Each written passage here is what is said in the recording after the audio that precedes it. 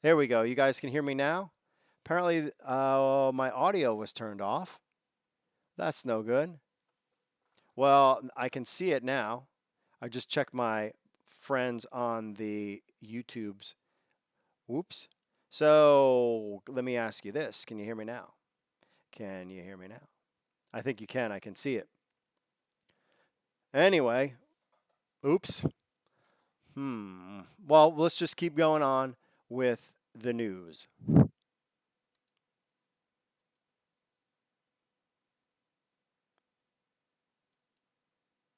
Oh,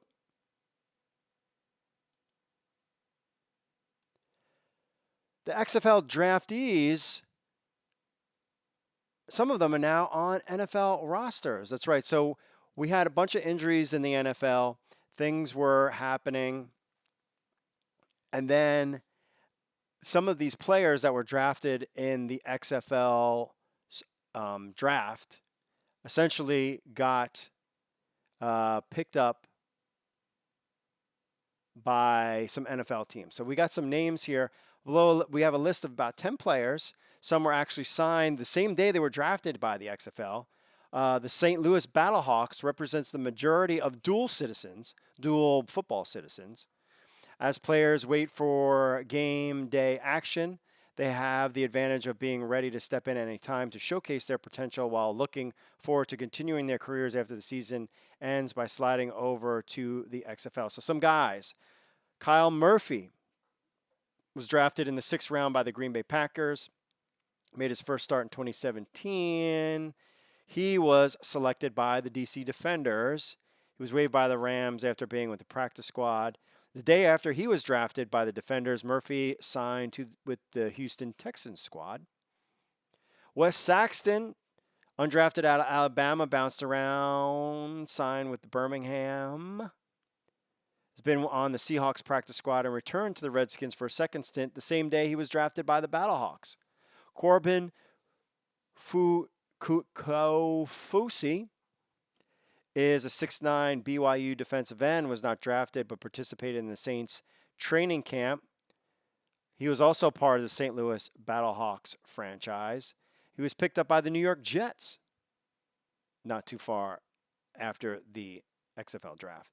Tyler Guthier, offensive lineman with the Miami Hurricanes, signed with the Patriots practice squad only 1 hour before being drafted by the Battlehawks.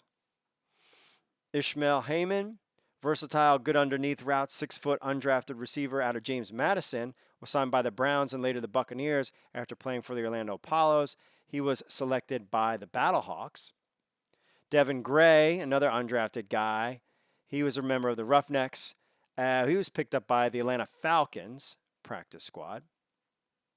Scott Orndorff, I've heard this guy's name, a 2017 product out of Pittsburgh. The 6'5" tight end went undrafted but has made several stops around the NFL. Solid blocker with reliable hands and good speed. Orndorff's routes and limited catch radius need work. However, he was able to showcase his talent with Orlando of the AAF. He signed with his 6th NFL team, joining the Eagles practice squad. The LA Wildcats selected Orndorff in last month's draft. With the 8th pick in the 9th round in the skills position section, Montrell Meander, 6'2" linebacker, defensive back out of Grambling State, went undrafted, a couple franchises. He landed with the Browns, where he currently waits on the practice squad. He was a member of the Dallas Renegades. Kelvin McKnight, another Great Again selection, was a practice squad rookie wide receiver with the Patriots before signing with the Broncos. He was a pickup by the Renegades.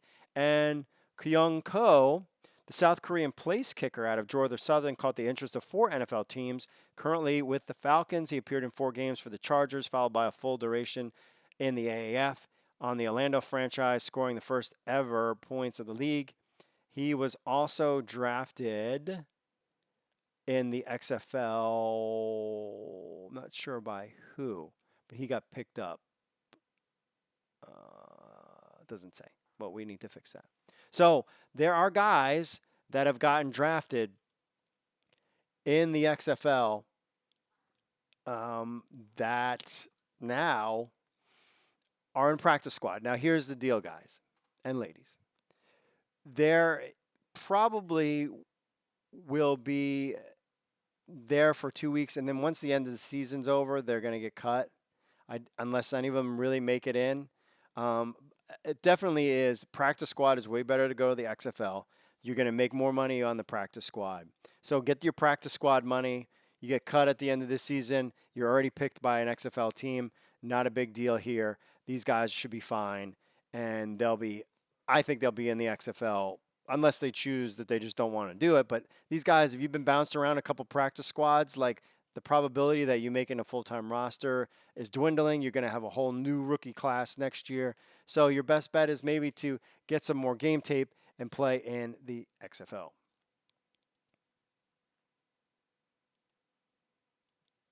So a couple guys decided to decline XFL contracts. A couple of these guys are the two guys in question was Saquon Edwards from the Houston Roughnecks. Great size, speed, played at New Mexico, earned him a reserve spot with the Raiders and Giants over the last few years, as was chosen to play in the IFL and is currently on the Baltimore Brigade's active roster. After making his exit, he issued a series of tweets to shed light on why he decided to not be part of the XFL. He said, "Every decision I make is in the best interest of my family. Thank you, XFL, for the opportunity. Financial stability and job security was another one. Ball is not life, but it can teach you about life. Considering that arena teams pay players $250 per game with a $25 win bonus. His tweet about financial stability likely means that he's probably pursuing a career outside of the game and allows him to do the football thing on the side. Arena leagues would allow him to pursue the 9-to-5 job and showing up for weekends to play ball. So essentially, plus at 27 years old, it wouldn't be surprised if he's starting to look for his future and maybe not part of the NFL. He is one of Logan Brown's guys, if you're wondering. And so he also decided, and you can listen to that interview with Logan Brown earlier, last couple podcasts is about that. The other guy that decided to not play in the XFL was for the DC Defenders, Max Redfield. He was an integral part of Notre Dame's defense. He got a shot at the combine. He's a safety. Rather than staying in the XFL and fighting for a roster spot, he's opted to play for the Italian Football League overseas, which I kind of find that kind of interesting. But many European countries have thriving American football fan bases. The Moscow Black Storm offered Tim Tebow $1 million to play for them in 2013. The IFL has been around since the 70s, and while most players are unpaid Italian nationals, teams have been known to import and pay for players from the U.S. and Canada. With this move, Redfield will instantly become one of the top DB prospects and will likely be a guaranteed starting spot in the IFL. The opportunity to travel the world and see the field is a good one, and we wish him the best in his endeavors. So there you have those guys and why they have decided not to play in the XFL. And I'm sure there's going to be others. There's definitely going to be others. But we'll stay tuned for that. All right, we'll be back with our commercial break and then right into our interview with Peter Schwartz right after this, my friends. You know the deal. Stay tuned.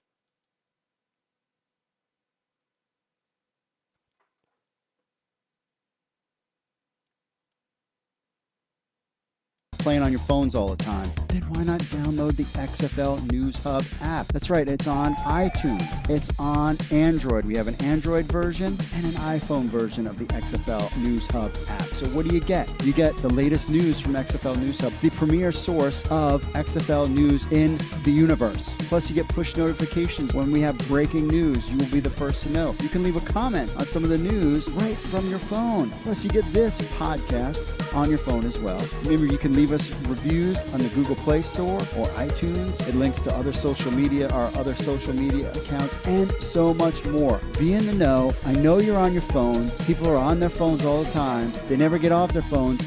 So why not just download the XFL News Hub app on your Android or iPhone today? All you need to do is go to the Google Play Store or iTunes and just type in XFL News Hub. That's XFL News Hub. Download our app on your phone today.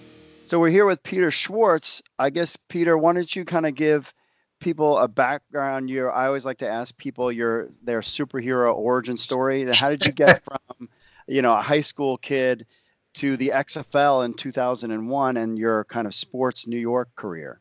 It was a lot of fun that year. I was pretty fortunate. I was working at WABC Radio in New York, and they struck a broadcast deal with the Hitman, and I was already doing an NFL football show and updates on the station, and I was just fortunate to be in the right place at the right time. They put a broadcast team together. It was a combination of people that worked at the radio station and people that were hired by the team, and it was a great opportunity. It was a great year for me. A lot of fun working in the original XFL. And even though it only lasted a year, which was pretty disappointing, as I really thought it was going to last, and all indications were that it was going to go on, and it suddenly obviously folded. But that 1 year in the XFL led to 8 years in the Arena Football League for me. So I owe the old XFL a lot, and I'm absolutely thrilled that it's coming back. Yeah. So what was it like covering the XFL in 2001? Well, it was interesting. As the radio announcer for the Hitman, it's you're focused on what's going on the field more so than what was going on, in the crowd and everything with all the other pomp and circumstance.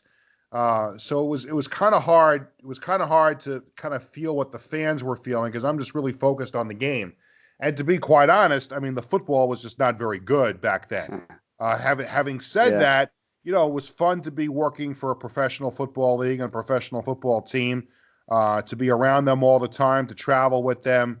There were a lot of great stories about some of the players that, were on the team and the coaches. I struck up a real close relationship that year with Rusty Tillman, who was the Hitman's head coach. And one of the only regrets I really have of that year was, to me, was the way he was treated by Jesse Ventura. I just thought that was a storyline that never really should have taken place. But Rusty Tillman was a good football guy, and it was great to work with him. And the general manager of the team was Drew Pearson, the former Cowboys star, who was great. But it was a lot of fun. I mean, like I said, the football was not great, but I think everything else that came along with it, the experience of being around the professional team for the first time, getting to meet so many great people with the league, with the teams and everything. It was, even though it only lasted a year, it was a year that meant a lot to me in my career. So what was it like being around the players back then? I mean, they were all kind of new at this, and there was no issues. The players complain about pay or, what was it like? What were the players' kind of attitude towards the league back then? I never heard any complaints by any of the players about anything. The players were great to be around, great to deal with. They played the game. They were part of the XFL because they wanted to continue playing football. For some of them, it was a final stop. For some of them, it was a way to get back to the NFL. And, for some of them, it was, on to other, professional types of, football. That there were a couple of guys that in that league that went on to play in the Arena Football League afterward that I got to know really well. A guy like Mike Furry, who played for Las Vegas, went on to play in the Arena League with the New York Dragons, the team that I wound up working with. And he's now an assistant coach on the Chicago Bears. Kevin Swain scored the first touchdown in XFL history, and he went on to be a great player in the Arena Football League. And those are just a couple of examples. Obviously everyone points to Tommy Maddox and he hate me. But all the players in the league were great because, while they may not have been, all NFL quality players, they all had something special to bring to the table, and they all had the love of playing football. And I just thought that was terrific to be around for even for the broadcasters and for other people that worked in the league. The players were the players, but that was just a part of what the league was all about. For a lot of us, it was a first chance of being involved in a professional football league, and I think that's what made everybody feel together like a family because of that. It was a league of opportunity. That's how Vince McMahon framed it. It was a league of opportunity for a lot of these players and a lot of people that worked in the league. And for some of them, the opportunities came in a big way after that season. Yeah. So then you have so then the league shuts down and you assume that the XFL is gone forever. And then all of a sudden you see Vince McMahon on television, or, all the rumors coming out, and then eventually, streaming online, the return of the XFL. So what was your reaction when he started talking about bringing it back?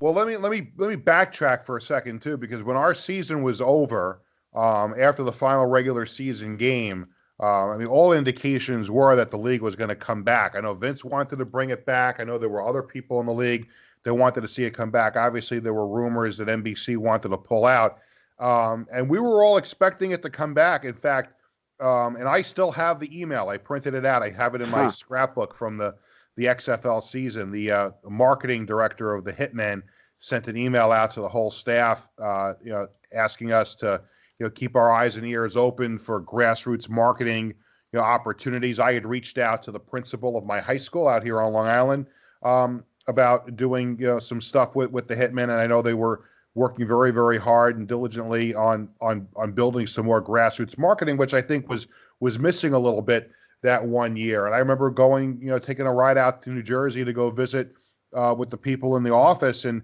I had offered up my services to help out, out of the broadcast booth to do some other things during the off season, and everything was moving along. And all of a sudden, maybe a few days later, you hear that the league suddenly shut down, and it was extremely disappointing. I think we started to see the first rumors of its rebirth during that 30 for 30 about the XFL, when Dick Ebersol and Vince McMahon are near the end of the film, they're having dinner, and Dick Ebersol asking me, ever think about doing it again? And Vince said yes. And then people started thinking that it was going to happen again, and sure enough came the internet rumors, and obviously, as I mentioned before, just absolutely ecstatic that the league is coming back, and I think it's coming back at obviously a good time. There's a lot of good football players to go around. I think if a spring league is run the right way, and they have the right guy, running it, they have Vince has the money,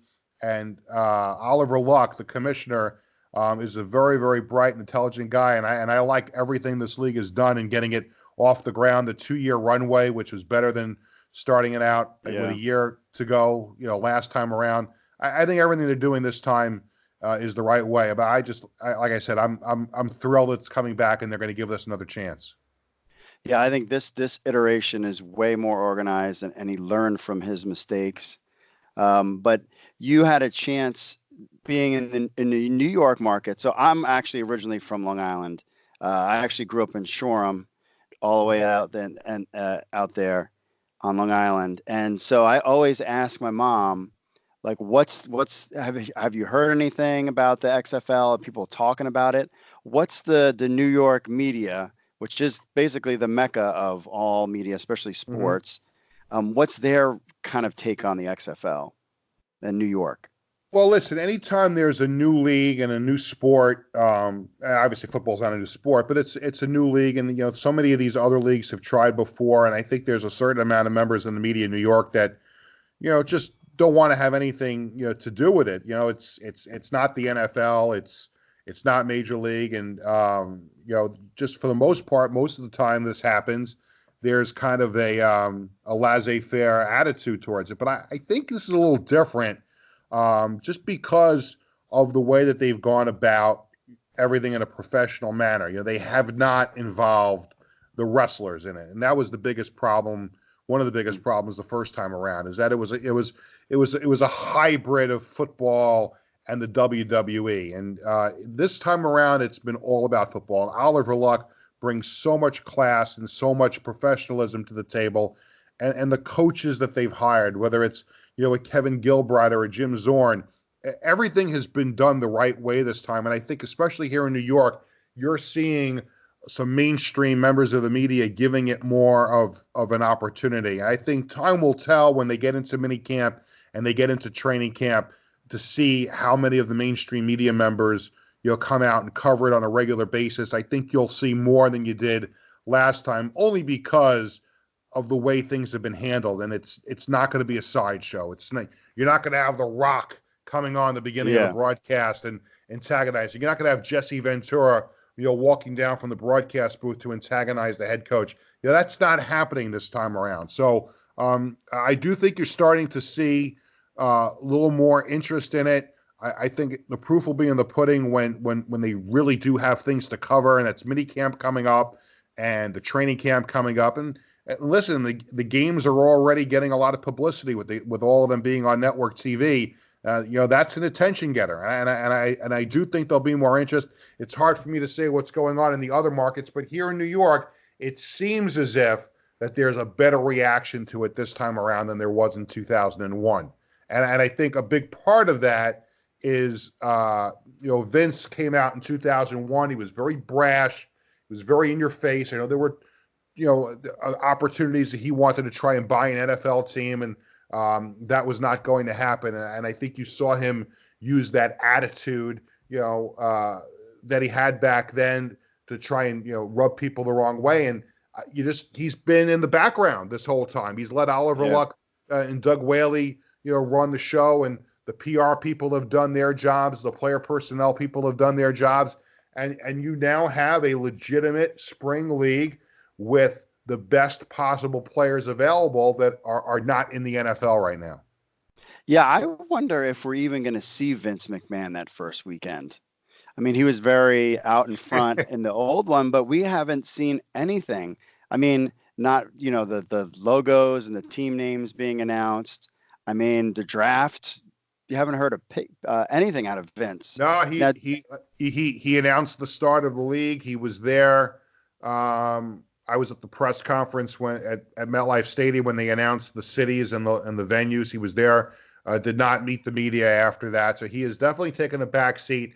And I get the feeling, and also from talking to other people about it, when you look at Vince McMahon, I mean, just about everything he's done in his career has turned to gold. He turned the WWF and now WWE into this global empire. And when you look at his blemishes, obviously the XFL comes to mind. And I think he's probably always looked at that as being something that he didn't want on his resume. He didn't want his legacy to be as great as the WWF and WWE were. Everyone's going to point to how big of a failure and how big of a flop the original XFL was.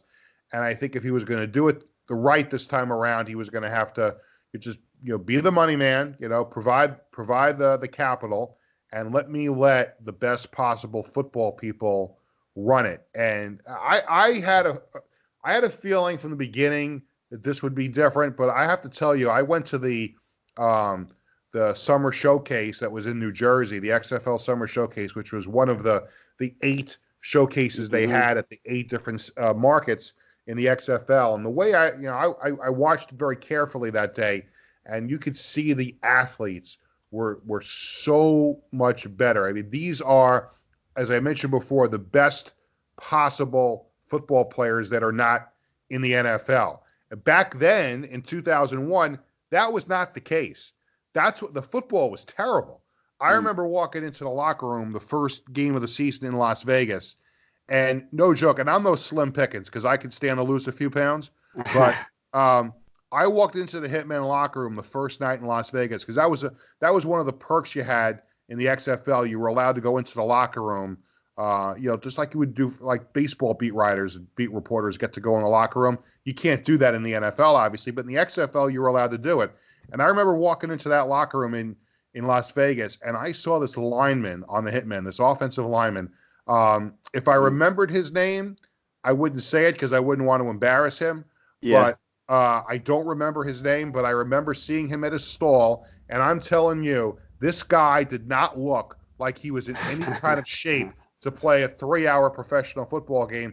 And I said to somebody on the way out, I'm like, I think that guy could have a heart attack or a stroke on the field. This is what they did in 2001. They only gave themselves a year to get off the ground. They took players off the scrap heap. They didn't have much of a training camp. They didn't have much of an off-season program, which is complete opposite of what's going on now with all the different steps that they've taken to put together the best possible players.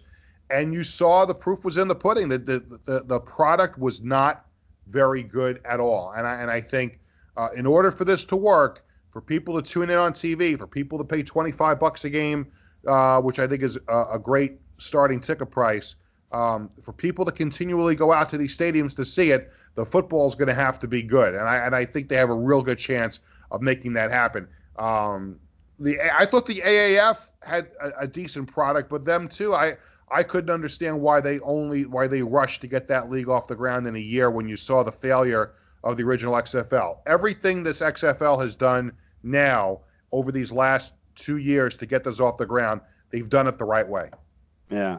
Now, I mean, I think the AAF was trying to beat XFL to the punch, which clearly backfired. Right, they didn't have enough money. But but speaking of the players and the quality of the play, that we had Logan Brown on, who was the agent for Corey Vereen, as well as a couple other XFL drafted players that said, hey, the pay isn't that great. We're going to pass on it. What's kind of your take? I mean, I was at the showcase here in DC, and I thought the players looked great. I mean, do you think they're going to have a problem with potential players not wanting to sign with the league because the pay isn't good and losing out on those quality players? Well, my feeling on that is, well, where else are they going to play? If you're not in the NFL, where else are you going to play? I mean, the next thing is the CFL, and are these players going to go up and play in Canada? They went to the XFL workouts and they went through the draft process to play in the United States.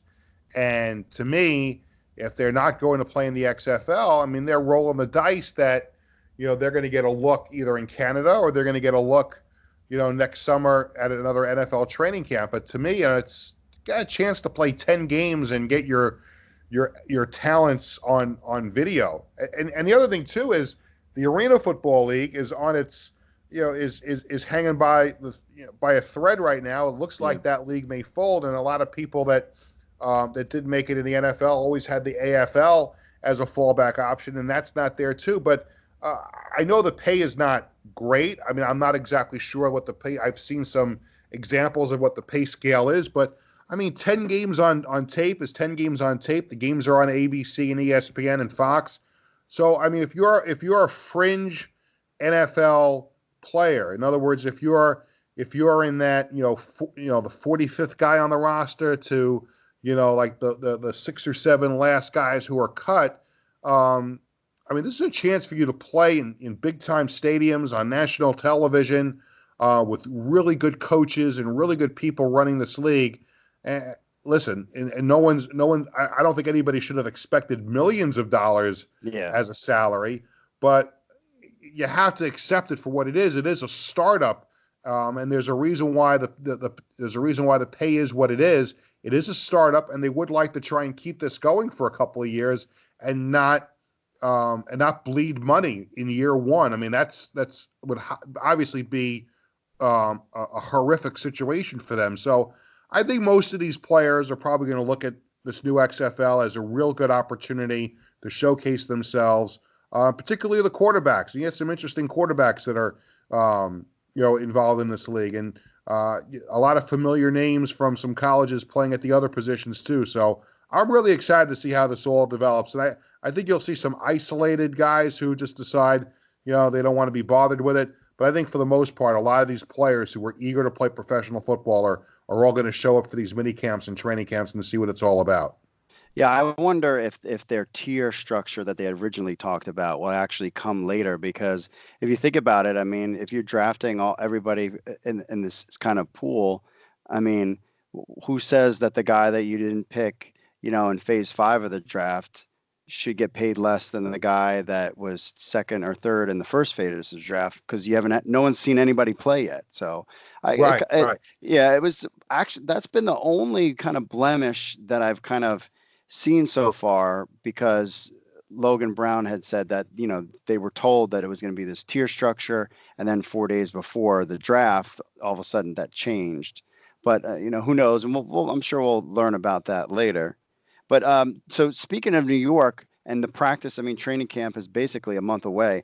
Do you know where in New York that the Guardians are having their training camps? That's a great question. I was actually trying to get that information today because I know that they're going to be sending out, invites to the media to come out and cover mini camp for, people to do interviews. And I have yet to be told where that is. I would have a hunch just because of, the games are at MetLife Stadium, and, Kevin Gilbride used to be a Giants coach. I wouldn't be shocked if the Guardians had access to the Giants facility, especially, once the Giants season is over. They'll be able to basically have it, I would think, to themselves for the most part. Not that the Giants don't use it during the offseason at all, but I think that would be a logical place for them to start. I'd imagine that was the first phone call that they made. I don't know that for a fact, but I was just guessing that, hey, if you're going to play your home games at MetLife Stadium, what's the closest, legitimate professional atmosphere, and that would be the Giants facility. So that's where I think they probably looked first. Montclair State hosted the showcase over the summer, which was a nice outdoor facility. I don't know if they have an indoor football facility there, so I'm not sure if that's an option for them. Those were the two things that came to mind. I think Florham Park, the Jets facility, is a little too far away. I don't know if they want to drift their headquarters too far from the New York, New Jersey border. I think they want to try and maximize the media opportunities that they'll have by being so close to New York. So if I had to guess first, I would say maybe the Giants facility, and maybe even Keene University in New Jersey, where the New York Red Bull soccer team used to practice. That could be a possibility for them too, which is not too far from New York City. So those could be a couple options they have, but I don't know for sure where it's going to be. Yeah. Yeah, we're still waiting to hear even DC. I think maybe more than half of the teams, we don't really know where the training camps will take place. But so New York is a tough town. I grew up there listening to FAN and all sports talk. I was a big sports talk nerd. Matt McGloin, how do you think he's going to handle being in New York? It's one thing to be a quarterback, professional quarterback in any league, but New York's market is way different than pretty much anywhere else. Yeah, it is, and I think he'll handle it okay. I had a chance to talk to him on my podcast a few weeks ago, right after they announced his signing, and I had a great chat with him. He is very, very excited about this opportunity to be a starting quarterback for a New York team. He grew up, not far from New York, in New Jersey. So he's got some roots in the area. So he's pretty excited about the opportunity to be with the Guardians. And let's remember too, he played quarterback for Penn State. And, granted it's college football, but I'm sure that, the media in Pennsylvania, they treat Penn State like it's a professional team. So he's probably, had, 10 microphones in front of his face and, 20 reporters around him. That's probably not going to be anything new for him. Plus, he did play in the NFL, and he played for the Raiders, and he started a playoff game for the Raiders. People, forget that, because of injuries, he was forced to start a playoff game a few years back for the Raiders. So he's no stranger to having the attention on him. So I think he'll handle, the attention well. I think he'll handle the pressure well. And I've just based that on what, the sample size we've seen of him as a quarterback, and, the chance I had to chat with him, over the phone. I just think he's got a pretty good attitude and a great passion for playing. And I think the New York fans are going to love him. Yeah.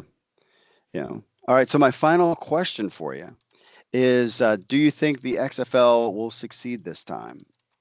And I'll tell you, I'll even throw this out to you. Over, under, that it lasts more than 3 years. Would you take the over, or would you take the under? I'm going to take the over. I'm going to take the over on it because, when you first heard that it was coming back,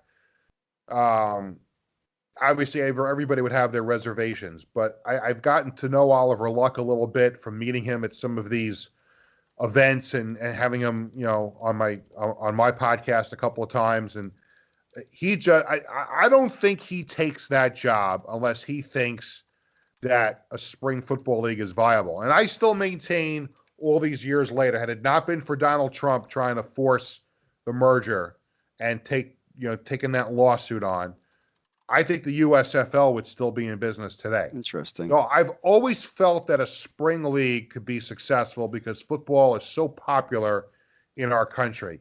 And I just think the way that they're going about their business this time around leads me to believe that there's some long-term sustainability to the new XFL. They're in good markets. They're in good venues. They've got some bright young executives running the business side. They've got really good football people, and that's the important thing too this time around than last time. They've got good football people picking the players and running the team. So I'll take the over. I think it's going to work. I mean, are the Guardians going to draw 80,000 people to MetLife Stadium? No, of course not. It's not going to happen. Could they draw conceivably 30,000? Maybe 40,000 somewhere down the road. Yeah, I think that's possible. But I think everything is relative. And I think if they put a good product on the field, and the fans are entertained when they come to the games and it's affordable, I think this has a real good chance of working, and I think it will. Yeah, I just tell people, I'm like, don't sweat it right now. Give it a couple years and we'll definitely see. Listen, I just dropped my wife and I just dropped a small fortune to take our kids to a Jets game a couple of weeks ago, and forget about the product because it's the NFL. So yeah. So there's nothing cheap about going to an NFL game, but I don't know if I could. I can't imagine the Guardians being any less competitive on the field than the Jets were the night that we went to go see them play the Patriots. So I think it'll be fun. I think like I said, they've got some real smart people working in this league. They're going to make this a fan-friendly experience. And listen, people, not everybody can afford to go to an NFL game. And if they make this affordable, which I think they have, and it's good football, which I think it will be, then I think it'll be a success. Yeah, I think this time around, if with all the pieces in place, if this doesn't succeed, I don't think anybody will be able to duplicate even what the XFL has done and the people that they've had and everything else. So, all right. So, Peter Schwartz, thank you very much for being on the podcast. So, just to let people know, where can they find you online and find your podcast? Well, my Twitter handle is @SchwartzSports. And my Schwartz on Sports podcast is found at NewYorkSportsDay.com, but you can always find a link to it on my Twitter feed, and it's also available at a bunch of those other places, iTunes, things like that. That part of it is above my pay grade. I just know that people follow me on Twitter, they can always see my podcast there and follow the other sports related activities that make up my many hours of work during the week. Excellent. Cool. Well, thank you so much, Peter, for joining us. We appreciate it. And we'll check back in after the season starts. Absolutely. I really appreciate you having me on, and couldn't be more excited about the XFL coming back and the Guardians playing at MetLife Stadium. Yep. It should be fun. Thanks so much. Thank you. All right. We're back. Thank you to Peter Schwartz for checking in with us. Now, remember, you can find him on the Twitters @Schwartz Sports. That's on Twitter @Schwartz Sports. And, of course, Schwartz on Sports podcast. We have links to that in the show notes. You can go check that out and listen to his podcast. He's got a lot of good interviews with different sports personalities inside of all in New York, but also hitting the New York Guardians as well. So we really appreciate him. Insight, very interesting. And one thing that we're going to bring out, and the fact that we talked about it in this interview, the question of the week next week, we're letting you have it now. Over, under, will the XFL last more than 3 years? So if you pick the over, that means if you say over, then you say it's going to last more than 3 years. If you pick the under, you say it's not going to last 3 years. It'll last less than 3 years. So that will be for the question for next week. But again, we appreciate him coming on. Very insightful, very interesting. I love talking to people that have been involved with the XFL in 2001 as well as XFL now. And don't fret it, my friends. We still have working on a bunch of other great guests to be on the show as we lead up to kickoff in 2020. So speaking of my friends, which are you guys, and we want to thank everybody that's on the chat room too, especially for letting me know that the audio was messed up. What can you do? This is live. What can you do? What can you do? All right, we're going to get to our friends in the social media world. First up, we should probably hang out with our friends on the Twitters. So first up, last week, Stone Cold 10X was talking about hypothetical if Stoops goes to FSU, who could replace him. I was thinking when all that thing was coming down, and I talked to some people around the XFL world about what was going on. Steve Spurrier was a name that came up that would be a replacement. But I honestly think Bob Stoops is going nowhere. America guy says, how can he break his XFL contract with the XFL? Steve, a bunch of numbers, says not happening. So I agree. It's not happening. It was a scare, and it's not happening. He's going to be in it for the first year. I don't think this is as close as that I've heard that his name get there, just because the sports director in the area had said that it was a done deal, but he's not going anywhere. Jeff Polisi, pronounce my last name, says, for the record, great podcast. He spoke last week. I am prolific. Forget Stoops, let him go. Danny White can bring the Cowboys mystique to the new Dallas team. Am I prolific? Throwing a name out there. Of course, we got a bunch of stuff with he was not going to be in there. A lot of people reached out to us talking about that. And that's it for the Twitters. What else do we got? Well, let's kick into... How about let's hit on the Facebooks. On the Facebooks, talking about Pat McAfee. Jeff says, oh, hell yeah. About Pat McAfee joining the ranks in the XFL. About the ABC, ESPN announced XFL broadcast team. Scott says, oh, Lord, Pat McAfee, I'm turning in just to hear him. I need to listen to a show because... that I've never really listened to him before. I'm really curious. I've heard a lot about him. I'm going to have to listen now and see what the deal is. About Saquon Edwards and Max Redford declining XFL contracts, William says they don't look very smart. That was super stupid. Well, I don't agree with that. I think for Saquon Edwards, I think it had to do with, just think about the age that they're at. And also the fact that, having to move, and maybe you got a good job and you're just playing on the side for a little extra cash. It's going to be real interesting after the first season. After the first season of the XFL, and definitely season 2. I don't think if it's successful, I don't think they'll change the pay rates. But everything is going to change after year 2. Because now there's going to be a renegotiating of the contracts, the television contracts. So it's a fluid situation. Right now, we'll just kind of see what happens in the XFL world. All right, on to some more social media fun. How about let's go to our friends on the Instagram.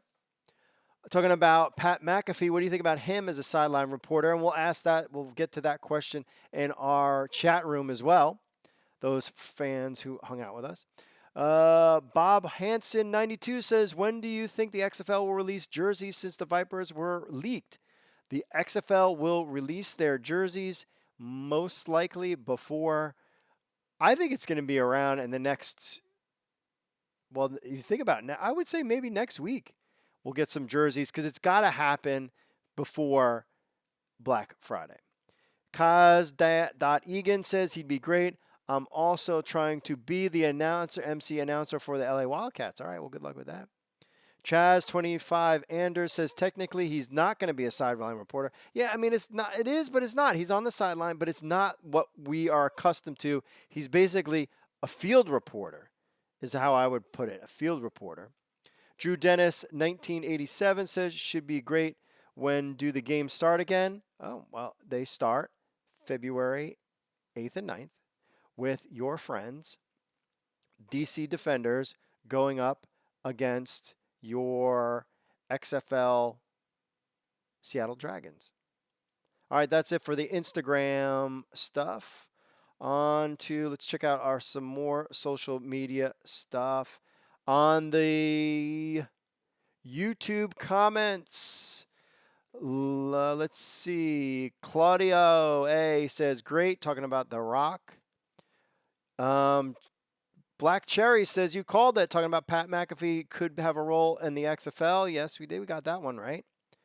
Leon M talking about Corey Ravine's agent talks XFL pay scale. He said, bad advice. If you have any desire of being a pro player in the States, the XFL is your best play. CFL is 22 games minimum. Playing internationally won't get you back in the NFL. True, Leon, but if you listen too closely, they basically he was already at a good spot and not really an interest in the NFL anymore. Donald says, wow, health benefits, that's nice. Yes, definitely health benefits there. Donald says, yeah, I'm for XFL in San Diego. That was we were talking about LA not being able to carry a team. He says LA, San Diego or Oakland. But I think LA will be fine. And trust me, they're not moving that franchise anywhere else but LA. I would be stunned. Very stunned. Okay, on to our final Tier 1 emailer, Nicholas, checking in. I wonder if the XFL 2020 jerseys will come out before the supplemental draft, and how much will they be in comparison to NFL jerseys? Also, I don't know if anybody mentioned this, but I hope that the XFL first training camp is open to the public in some regards. Not all of them, of course, but some of them would be really cool to say you went to the first training camp of the new league. I agree with you there. Nicholas, our Tier 1 emailer, checking in. Jerseys, I agree, it's got to be before the XFL supplemental draft, before Black Friday. And they're talking about all different kinds. I wouldn't be surprised. And this is just pure speculation on my part, XFL News Hub guy, is they would allow potential season ticket holders. But it's going to be during the work week. Now, my plan is I plan on being at the DC Defenders first one, so you can come and say hi. Definitely get a lot of interviews. Definitely excited about that. I'm hoping to be there for that as well. I'm curious of where they're going to have it, but we don't even know where the training camps are going to be. We have no idea where a lot of these teams are going to be training camping. All right, on to our friends in the chat room. First, Urban Delinquent is talking about a game that doesn't even have anything to do. He says, that's 40 Winers Seacocks was rigged AF. I put my money on the Sea Sox using Demetria, and I won $3,000. Okay? I didn't watch the game. Heard it was a good game. I was probably asleep. All right, we asked a question. Thoughts on Pat McAfee on the sidelines? Titans boy TC says, love it. Urban Delinquent. It's like AEW. Now, remember to check out ProWrestlingNewsHub.com. That's a full, all AEW only website run by your boy and some other of my pals. It's like AEW, WWE. It's a good thing because it's an alternative to watch a different league. I totally agree with that, and I think it's good that it's different. Titans also says you've seen him on College Game Days on fire. Urban Delinquent, but I don't know about interviewing coaches because it's going to stress them out to do it on a halftime. Yeah, that's the part, getting in there with the coaches. That might That I think is where the free. I don't know, man. I'm not really sure how this is going to go, and it's definitely must see TV because it could go either way. I mean, the coaches. I mean, if it's live, are they going to tell the players up front like this is what you need to do? That whole deal is going to be interesting. And Diana Rossini is going to be one thing, but Pat McAfee will be different. I'm definitely very interesting to see it. Lighten him up. E says Bob is gone. Get better sources. Bob is not gone. He is still in the XFL. He isn't going. Oh well. Bull Party. The dude on the sideline is going to be amazing. As he posted a video, said he's going to interview everybody. The coach's dumb call, the QB fails, etc. I know I'll be entertained. Bull Party is going to like it too. Also says another great live stream. Yeah, except for the fact that I forgot to turn on the audio in the beginning of the podcast. That's what you get when you do live stuff. So I put in my notes, check if your audio is on before going live. So I thank everybody for helping me out there. So the question for next week, over under, will the XFL last for more than 3 years? You heard Peter, you heard myself say we're both taking the over. Well, I want to hear your thoughts on that too. So if you want to be part of the show, you email podcast@xflnewshub.com or call 888-430-7692 extension 3. You can follow us on the Facebooks, Twitter, Instagram, YouTube, all XFL News Hub. That's all you have to do is type in that. Plus, you saw about our Android app and Google Play, iPhone app, the whole deal. Leave us a review on Apple Podcasts. We'll read it on the next show. We love to hear those reviews. That gets the word out for our podcast, our little special thing. Plus, you can listen to you can watch it live right now on the YouTubes, or you can go to our YouTube channel and watch it whenever you want, or you can listen to it on the podcast deal. Apple Podcasts, Spotify, Google, YouTube, TuneIn, iHeartRadio, Stitcher, we're everywhere. Plus, for show notes, go to xflnewshub.com/xfl-podcast, okay? That's it for this week's show. Working on guests. We'll have more news coming this week, definitely about players being part of the supplemental draft. You want to stick around for that. We have that this week. So remember, question, over under, will the XFL last more than 3 years? We thank you for listening. Mahalo. God bless to all y'all, and I will see you all later. Bye. Now it's time to turn off. Oh, and thanks for everybody on this chat. We love you. We'll see you next week. Bye.